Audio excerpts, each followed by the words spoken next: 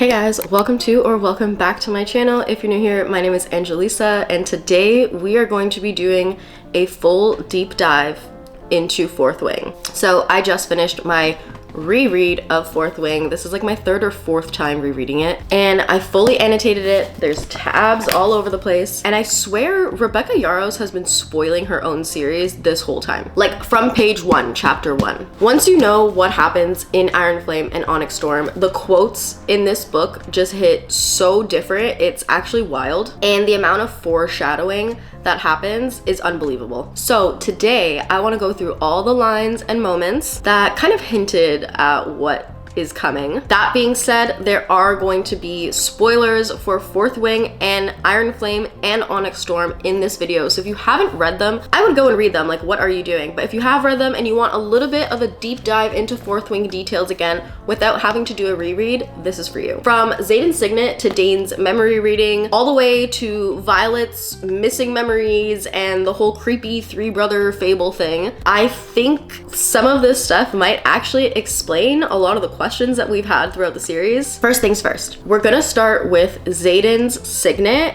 and the whole intention reading thing. So right from the beginning, Violet keeps on mentioning this weird scalp prickling sensation that she has whenever Xaden is around or seems to be like looking at her direction. And the first time it happens, I kind of like glossed over it and I was just like, oh, that's just like her like being nervous or tingly because, you know, love at first sight or whatever. But after rereading, it really was like textbook foreshadowing for his intention reading signet. So the first time it's mentioned is in chapter 7 on page 99, and she says, he looks at me like he's trying to see through me, and ice prickles my scalp. And then it literally happens again in chapter 8 on pages 110 and 113.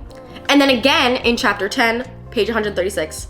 And then again and again and again and again and again and again and again. And it just keeps on happening throughout the book. It is constant. She's literally describing the physical effect of somebody reading your intentions. And we all just kind of like glossed over it. I mean, I feel like the scalp prickling is a very purposeful term that Miss Rebecca Yarros used. And she has said in interviews before that like everything she says is intentional. And then in chapter 9, page 115, Violet throws a dagger at him and he catches it instantly, and she is like so shocked that he can do this. And on a reread, I'm like, well, yeah, girl, of course he's fast, of course he knows. It's because he knows your intentions before you're even gonna throw the dagger. He knows what you're intending to do. And I think he just starts to become a little bit more obvious as the book goes on. So in chapter 19, page 229, Violet is saying to herself, I'm alive, I'm alive, I'm alive. And Xaden fully responds like she said it out loud. He says, yes, you're alive. And she goes, I didn't realize that I said that out loud. And it's like, well, you didn't, girl. So this moment could have been like their bond starting to manifest where they could speak to each other. It could have been him reading her intentions and not really realizing. It could have been her second signet kind of manifesting in her like mind walking thing. So I found that really interesting. And then on page 232, she's joking with him and she goes, so you'll know if I tell on you, right? And he goes, yes. And it's like, sir, how? Because you're literally reading her intentions. Like, I feel like it was in front of us the whole time and we just didn't see it. The biggest thing for me was when Taryn fully calls him out on page 236 and says, do not try and read me, human, or you'll regret it. And it's right after Xaden like gives Violet a glare and then shifts his gaze to Taryn. And I genuinely was like, okay, so Taryn knew this whole time. He legitimately was like, stop mind reading me or I'm going to roast you. And we didn't even I didn't even notice that on the first read that he said, do not try and read me, human. I feel like that was like Rebecca literally being like, it's right there. Like, it's right there, girls. It's right there, ladies and gentlemen. And then one of my favorite examples is literally at the end of the book when he goes, I know what you're thinking. You're thinking I betrayed our kingdom. And it's like, did you just lucky guess that? Or did you just fully read her intentions and just blatantly say it in the book? So yeah, once you kind of realize that his second signet is intention reading, every scene starts to click into place. Like, every single scene that you see him in starts to make more sense, and you start to think about like, oh my god, if I had his POV during this, he's definitely just going through everybody's brains, like trying to figure out what's going on. He was in her head literally the entire time and nobody knew, including her. And then speaking of being in people's heads, then we have Dain, who is somehow worse because he's not just reading intentions, he's fully reading memories and without your consent. I feel like reading intentions is more like a, you know, we can almost do that with like body language, nonverbal communication, etc. Whereas reading someone's memories, that's like eavesdropping. So we'll see hints of it over and over throughout the book. Chapter 8, page 103, he's like puts his hand on her face for no reason. And then again, he does it on page 123 in the same chapter. And then again, chapter 20, page 247, this is when he actually gets like caught doing it and everyone gets pissed at him. But then later, chapter 31, page 402, he does it again. He continues to keep on like putting his hand on Violet's face at the most random times. It's actually kind of manipulative when you think about it, because he almost looks for opportunities where like it would be natural to do that when someone's upset, when someone needs comfort, and using that vulnerable state as an opportunity to read someone's memories and like basically spy on them through her own brain is insane. One thing we notice about Dain and his memory reading is that it also starts to happen a lot in between all this scalp prickling stuff. So the more time that Violet is spending with Xaden, the more time that Dain is spending trying to read her memories and like eavesdrop on them. And then later on, when the truth comes out about him exposing her memories, I feel like Rebecca Yarros left all these breadcrumbs and we literally just missed it. We missed it. I can't believe that upon the first read, I didn't really understand what was happening. So between Dain and Xaden both rifling through Violet's brain throughout the entire book, all of the theories about her memories being messed up kind of make sense, and especially with what's going on next. So time jumps, memory loss. A big theory that a lot of people had coming out of Onyx Storm is that Violet has had her memories wiped before, not just the end of Onyx Storm, but in general before. And I feel like there are a lot of moments in Fourth Wing where time jumps, but once you're rereading them and you notice them, it kind of starts to look like a pattern. There's a lot of moments where it just skips, and it's usually around the time that Violet is training with Imogen. And if you remember, Imogen's whole signet is to erase memories. So on chapter 23, page 290, February flies by in a blur of exhaustion. And then chapter 20, page 302, the same thing happens. It jumps ahead, and there's a bunch of gaps just throughout these few chapters where she's spending a lot of time with Imogen, she's training with Imogen, and every time she's with Imogen, it seems like there's some sort of gap. And then at the end of Fourth Wing, when Violet is injured, the healers mention to Xaden that her memories might be affected and we're not sure how long it'll take for them to come back. And after hearing all the theories about Onyx Storm, this kind of just seemed like a very convenient explanation for why her memories would suddenly be missing. And maybe it is covering up that Imogen had actually messed with her memories. This can also explain why from the very beginning of the book in chapter 1, Violet does not seem to know who Xaden is or why he's at the War College. She seems surprised, like, what is he doing here? It's like, girl, if you know the history of everything, then you should know that all of the children are in the War College as well. Like, if you studied as a scribe, that would have been information that you would have. So it kind of started to give like memory tampering from day one, whether it was someone didn't want her to know her connection to Xaden or her relation to Xaden or something that she knew before. And all of this just kind of makes the story so much more fascinating because she is an unreliable narrator. And it's interesting because it goes back to that whole like who is narrating this book or series idea that everybody has. Is it Violet? Is it Xaden? Or is it Justinia who's recording based off of what she has in diaries or journals or something like that? So I think that's something that will be really interesting to find out towards the end of the series. Okay, moving on, let's talk about Violet. So from the beginning, it also seemed like Violet's signets were foreshadowed. So from chapter 1, she literally says, I do not need the prohibited power of mind reading to know what she sees. Like, ma'am, you literally might have the prohibited power of mind reading or mind walking, as we like kind of come to learn or has been theorized after Onyx Storm.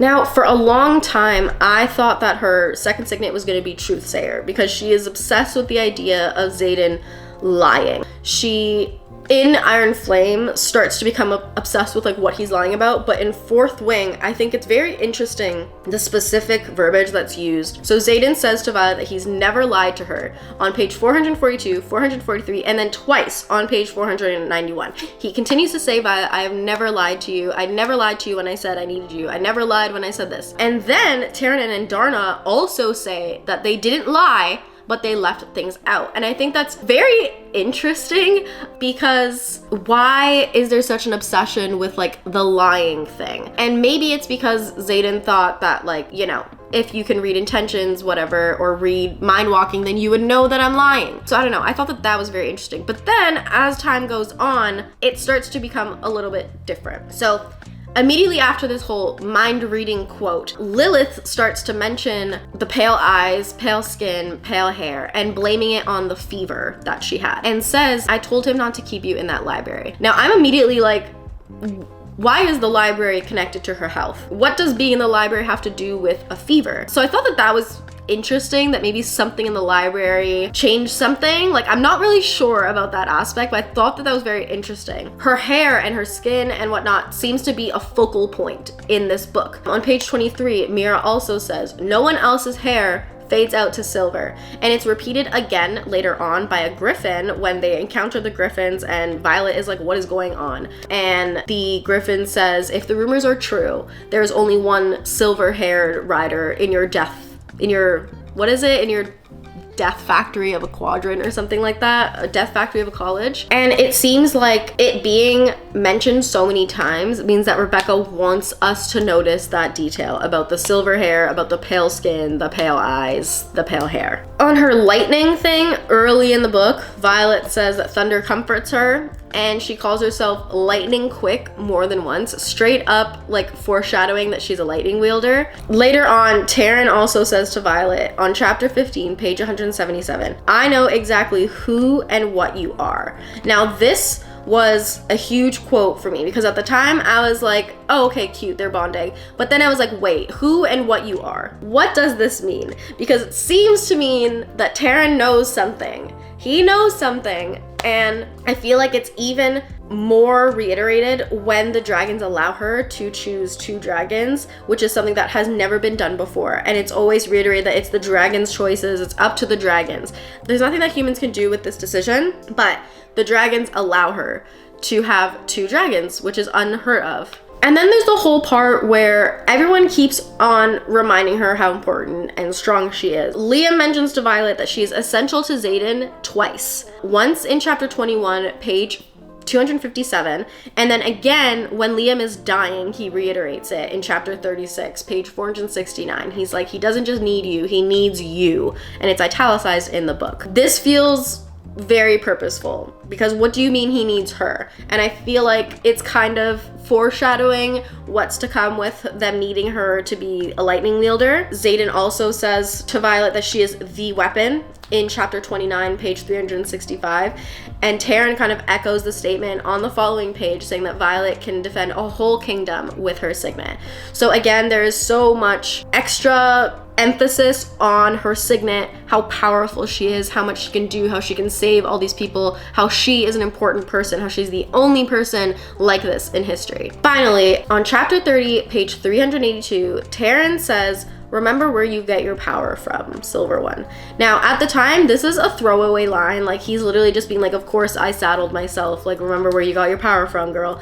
But in hindsight, I feel like this could be a double meaning. Like, what if it's literal? Like, where does she get her power from? And that line from Taryn is kind of what sent me back spiraling to the Three Brothers Fable, because I think it holds the key to Violet's lightning and everything else. So on page 440, the fable goes, one brother bonded to a griffin, one to a dragon, and then the third grew jealous.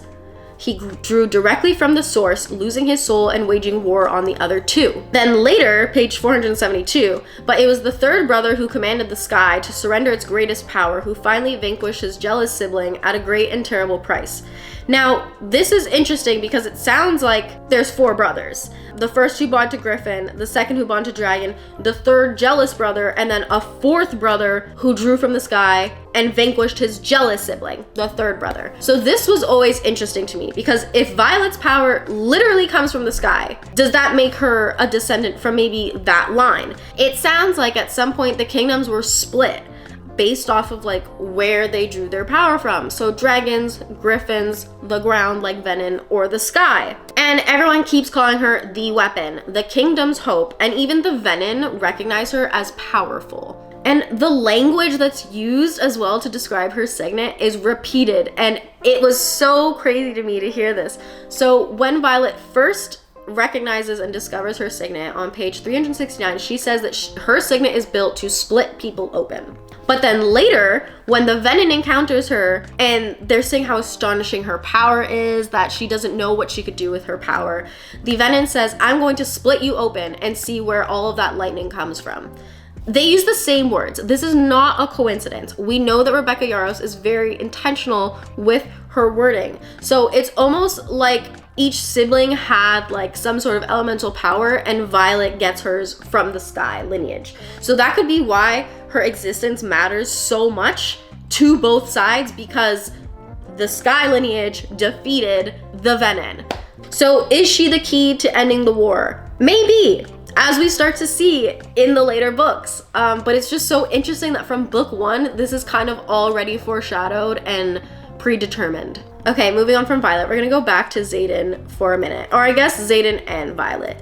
So one thing that I realized upon a reread is that Xaden says, "You'll be the death of me," 4 separate times in Fourth Wing to Violet. He says it on page 376, 393, 406, and lastly on 420. And at first it obviously seems like some romantic teasing, like "you'll be the death of me," like, you know, when she does something silly or that he has to like go out of his way. I think one of the times was when she came out on the parapet when he was by himself. And I don't know, after I realized it was repeated, it started to feel a little bit heavy, like an actual warning. And given how I've read Rebecca Yarros' other books and how much she loves a tragedy arc, I just have a bad feeling. I'm so scared that Violet is indeed going to be the death of Xaden in book 4 or 5. And the last quote being, "Wanting you will be the death of me." I don't know, I just have a feeling that that's gonna come back in a way that none of us are ready for. So that was one thing that I saw and I was like, oh boy. All right, the last few details I have here are just some other foreshadowed details that didn't really fit into a theme. So first, on page 30, they are talking about how riders can marry right after graduation to continue bloodlines. So that's exactly what happens to Violet and Xaden after Onyx Storm. Not the whole bloodline thing, but them getting married right away happens. So I think it was so funny that on page 30 they mentioned this. I also was recognizing that the whole 400-year war matches perfectly with the 400 years since the records were rewritten, and I feel like this math means something. So I'm interested to see, once I reread Iron Flame next, if that comes to fruition a little bit more. On the topic of Venin, Jack Barlow already had red-rimmed eyes when he attacked Violet in chapter 23, page 296. So this has been a thing. Like, they been knew that Jack was Venin. So I don't know if he came in as Venin or what the heck happened, but this is not just like a after he died he's Venin thing. Like, he been Venin. And then we also have Fen Rierson's whole conspiracy so vast thing. So on chapter 35, page 435, they describe or don't describe Fen Rierson as saying a conspiracy that could not be repeated. And then later on at the end of the book, chapter 39 in Xaden's POV, page 484, we get that kind of quote at the beginning of the chapter where Fen Rierson says, "You're all cowards." And it really seems like he was calling out everybody who knew and did nothing. So I thought it was really interesting to just hear these little tidbits of this little conspiracy throughout the book, and then for later what we know and just how much he probably knew about it. And then connected to that, we also learned that Xaden's grandfather was Sorrengail's first rider who didn't make it through the quadrant. So if he didn't make it through the quadrant and he is Xaden's grandfather, that probably means that it's Fen's father, which probably means that Fen didn't really get to meet his dad much. So there must be some sort of direct bloodline of rebellion and tragedy there that I'm hoping we get to learn a little bit more of. Lastly, the thing that everybody's trying to guess at the end of Onyx Storm, Who is the brother that turned Venin? Now, I've gone back and forth on this a bunch of times, but when I finally reread Fourth Wing, I kind of caught a part where Xaden says that Garrick spent every single summer at the castle growing up with Xaden, almost kind of making him like the closest thing to a brother that Xaden has. I feel like we know that if Xaden was referring to Bodhi at the end of that book, he would have said my cousin.